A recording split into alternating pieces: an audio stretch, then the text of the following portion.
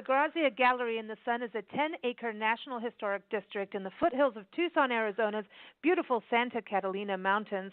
It was designed and built from the ground up by Ted DeGrazia, who achieved worldwide acclaim for his colorful paintings of native cultures of the Sonoran Desert. And using traditional adobe bricks crafted right on site, DeGrazia built the gallery so his paintings would feel good inside. I encourage you to go to the website DeGrazia.org to have a look at the grounds and to plan your visit. We're very excited because 2 new exhibits are coming up in January, running from the end of January through basically into summer and one into fall. And that means the Tucson Dude is back on Big Blend Radio today. Lance Labor, who is the executive director of the gallery, is joining us to talk about these new exhibits. Lance, how are you doing, Tucson Dude? I'm doing good, Lisa. Merry Christmas and Happy New Year. Well, Happy New Year. That's it. Yeah. Thank you. I was just going to say, it's so exciting. You've got 2 new exhibits coming up, and that's something I wanted to touch base on because, a lot of people come out to the gallery. I know winter especially, you get a lot of, Tucson gets busy in the winter and the spring. It's the season to visit. But a lot of people come out to see the permanent exhibits. You've got 6 permanent collections of Ted DeGrazia's paintings, but then you have these rotating exhibits. You have what? They change out about, 3 times a year? 3-4 times a year? Yeah, every 6 months or so. Yeah. So these ones, the next 2 exhibits, you've got DeGrazia's hot wax encaustic paintings from the 1950s, and then we're also going to talk about The Way of the Cross, which is an annual exhibit that happens every spring and winter. But let's touch base a little bit about the gallery itself. So when was it actually built? It's been a while. The gallery, DeGrazia bought the property in 1949. He bought 10 acres right at the base of the Santa Catalina Mountains. And he started building, and he built his home, and he built a little small gallery, and he built a little church. And that was kind of his base of operations. He got that going.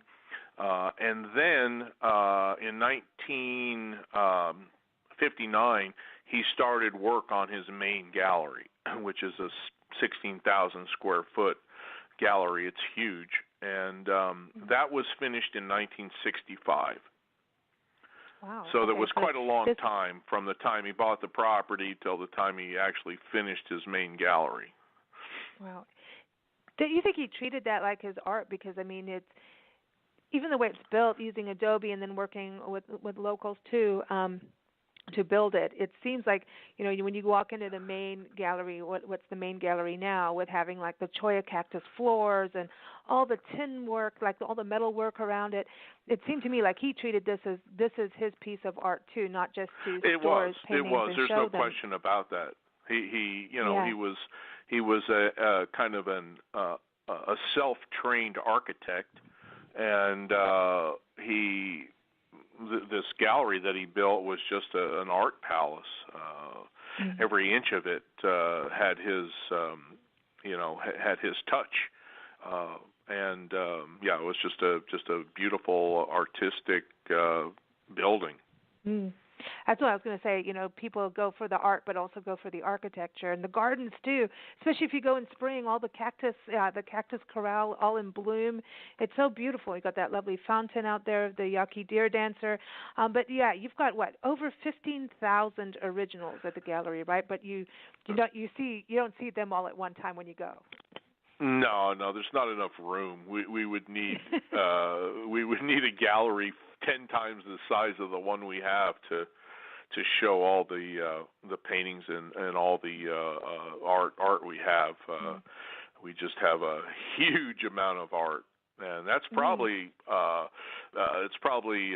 just as many pieces in private hands as in our collection. So there's probably 30 or 40,000 pieces that DeGrazia did in his lifetime.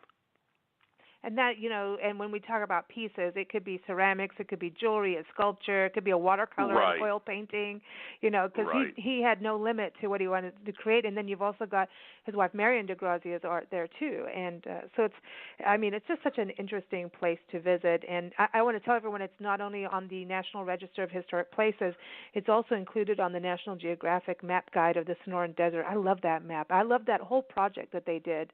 They're just going around and getting people to vote on who should be on that map. It's super cool. So anyway, let's talk about hot wax. What was he doing with hot wax? This is hot wax. That just okay, proves he did anything, right? that was his encaustic paintings. It's done with obviously you put it on canvas, or you put it on some kind of a base that's a solid base, or wood. You can put it on just about anything, and it's basically melted beeswax or melted crayons or melted wax, and you apply it to the canvas as you want. I'm not quite sure how he put the color in it to get it to stay, but anyway, they're very interesting paintings. They're just beautiful, but they're very different than people are used to seeing. Yeah, it's got this like a vibrancy to them, but also like a shininess. Like it's really, really neat. So yeah, it is. When you look at it, you can see that it's made out of something melted, and I wish I had been around to kind of watch him do these paintings. Certainly give me a better idea as to how they were done. Yeah, I know, because you would think like, okay, did he do it like if they were flat? Because when you're painting, your canvas is, or your watercolor paper is normally upright.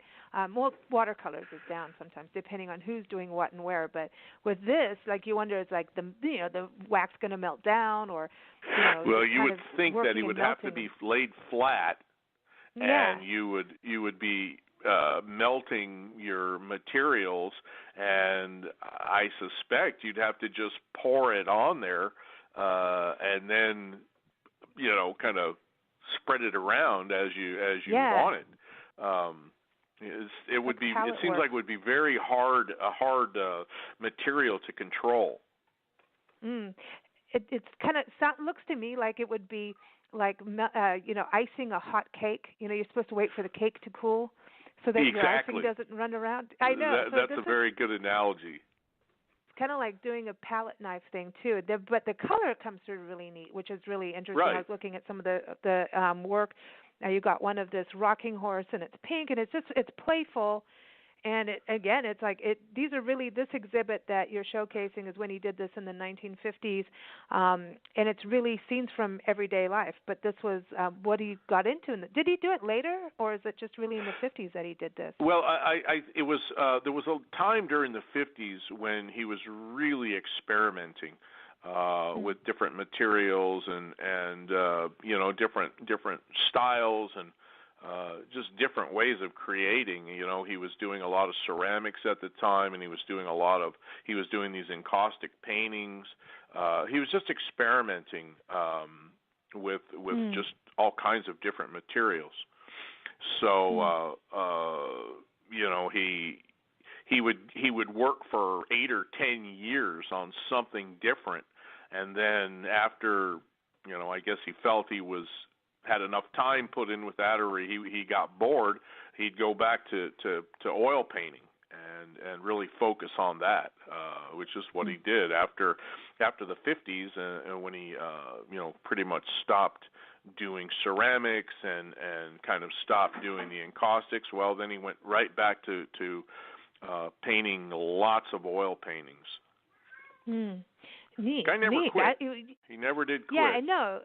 It could be anything, like the ceramics, or you're like, I'm going to do jewelry today. Like, I think he just had that kind of like, he would never be good at an office job. That would No, that would never happen. Could the you man imagine was him the doing man data was just entry? yeah. He'd make his own language or something like that. But everyone, this exhibit runs from January 26th through September 5th, 2018. So you got time to go and check this out. Definitely, come out to Tucson, and for locals, you got to go back. You got to keep going back. That's what I love about the rotating exhibits. It gives us this opportunity to see something new each time you go back to the gallery. So again, this is going to be out there till September 5th. Now, the other exhibit that's coming up also January 26th through May 15th, 2018 is Way of the Cross. Now, this has been like a tradition ever since I've known you, Lance. You talk about the Way of the Cross, and I hear that you get in trouble if you don't do it, if you don't put that up. Well, the snowbirds start arriving in October or November, and the closer it gets to Easter, they start looking for the Way of the Cross. And luckily, I've never not put it up. Because people get angry. I've traveled from Canada, or we've traveled from Germany to see these paintings, and where are they? So we make sure that they're up. So you get a lot of Europeans that come through, huh? Well, I know we get a lot of European visitors to Tucson, so they come out and see and have a look. Because, to me, and doesn't that go to, wasn't Ted DeGrazia? He's of Italian descent, right? Yeah, and we do get a lot of people from Italy. We get a lot of people from Germany. A lot of Canadians, Japanese. We get a lot of people from everywhere, all different countries, and yeah, it's pretty amazing. DeGrazia actually was pretty internationally known for many years. And now that he's been gone 35 years, hopefully people aren't forgetting about him, and we'll try to start over and get people to visit, especially local people. We need people from Tucson to come and visit. And because he's a Tucsonite because he is. I know yes, he is. Comes from Morenci, the little mining town up north of here. But when you think about international acclaim, it's because he really is known as being the world's most reproduced artist. So is it the UNICEF card that really put more of the international fame on his shoulders, or was it when he went down to Mexico and worked with Diego Rivera? No, it was UNICEF. It was definitely UNICEF. When he went to Mexico, there was a very positive response. The Mexicans, Diego Rivera, Jose Orozco, they loved him. But when he came back to Tucson, when he came back to the United States, it just didn't transfer. So that was about the time he decided that he needed to build his own gallery. Otherwise, he was going to struggle. And when UNICEF took that card or took that image and made greeting cards out of it, and they sold so many millions worldwide, that definitely put him on the map internationally. How interesting. Let's go back to Way of the Cross, because I know that was he very religious? Because I know he built the mission and everything on site, and also had the nuns' quarters as one of the buildings there. But I know that's not the nuns' people. House. But DeGrazia was religious. I don't think he liked to. He was not a church-going man. I think he was religious in his own way. Of course, he was raised as a Catholic, being from Italy, and so what he did was just built his own church, and used that as his way of honoring his religion. Without going to church and doing it officially. I think that he tried to convince people he wasn't religious, but then what you do is you build a church and you paint the Way of the Cross, and he definitely had feelings for his religion. Probably more spiritual, and I think what's interesting because people do build their own churches. Look at Mel Gibson; he did that. There's people that do that. Well, and Mel Gibson's especially if a they don't nut. want to be. They're not the same people, right? No, I'm not getting into that, but there's a thing of not being public with what you do. Kind of, even though he had a gallery and wanted people to come to the gallery, there's this certain amount of privacy too, right? Because you always talk about how it's like at 4:00, that's it. You're not coming in.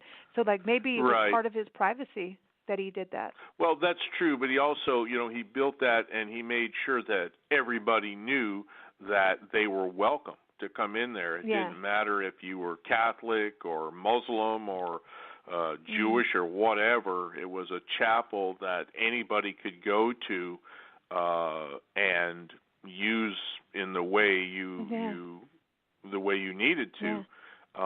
But obviously it had it was dedicated to Our Lady of Guadalupe, so there was certainly a Catholic feel to it. But he would come right out and say, everybody's welcome here. You want to come in here and light a candle and put a picture of your beloved pet dog, be my guest. And so that's what he did. It's neat, and actually going back real quick to the encaustic paintings, the one that I was looking at too, of Our Lady Guadalupe is beautiful. He really captured the essence of her, like so I love them. Through the gallery, he's got so many different pictures of her, and just all the when you look at even San Javier del Bac. Am I saying it correctly yet, Lance? San Javier, yes. I'll get it there one day. I do say saguaro instead of saguaro. So one step at a time here in Tucson. That's good. I'm getting there. I'm getting my Tucson roots. It takes a while, but it's interesting because he's done all those like the processions and the different festivals and the different celebrations that happen. And so it's really interesting, when you go through the gallery, seeing all of this, and then having the Way of the Cross. It kind of puts it's like another story that he's telling as well, because this is like the Way of the Cross is like a series of paintings. Like he's done a lot of series of like the bullfighters and different pieces of Southwestern history, which is so neat, and people's stories. So this is one of those series, the Way of the Cross. Yeah. Now this was an interesting thing. Back, I believe, around 1960. There's at the University of Arizona, there's a Catholic center called the Newman Center, and the priest at the time asked DeGrazia to paint this Way of the Cross, this series. And at first DeGrazia said, "No, I'm not going to do this because I'm actually not worthy. I don't think I can do a good job."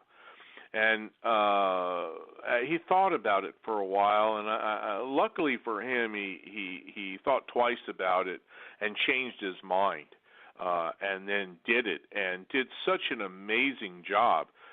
So they took all this series of paintings and put it up at the Newman Center. And when the people at the Newman Center realized that this collection was basically worth a fortune and that they couldn't afford the insurance for it, they took it down and gave it back to the gallery and put up reproductions instead, just because of the value of the collection.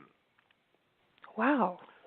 So, and so the Way of the that's how this ended up back in the gallery, and so every year people can go look at it, and it's going to be up until May 15th. So now there's 15 oil paintings, right? That's where it starts off, and then this year you're adding watercolors to this. Tell us a little bit about the paintings. Yeah.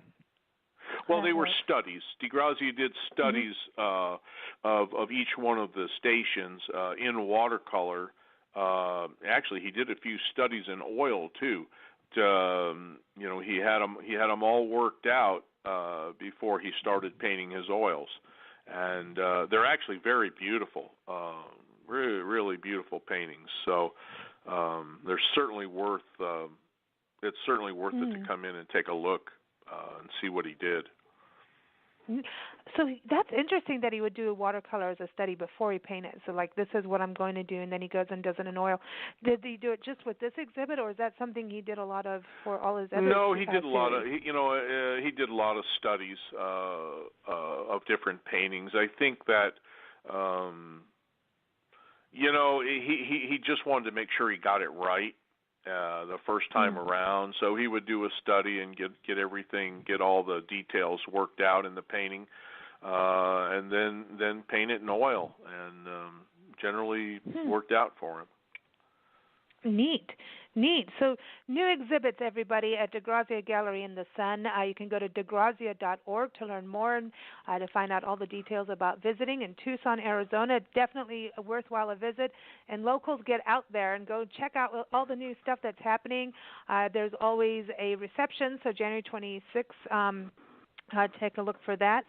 There'll be one for, is it the 26th? Yes, from 5 to 7. There is an opening reception for DeGrazia's hot wax and caustic paintings, and most likely also for Way of the Cross.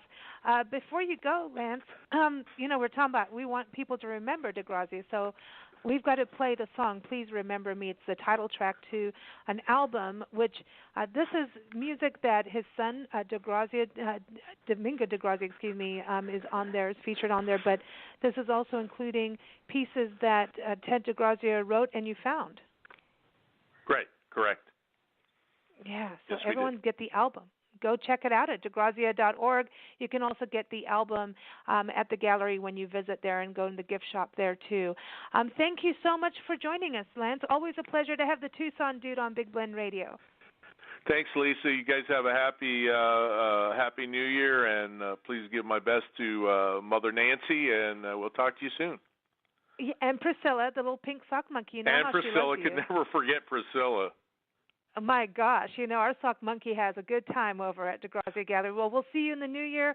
Everybody go check it out. January 26th is when the new exhibits happen, and the one going through to September 5th and the other one through May. So check that out, DeGrazia.org. Happy New Year, Lance. You take care. Thanks, Lisa. Talk to you soon.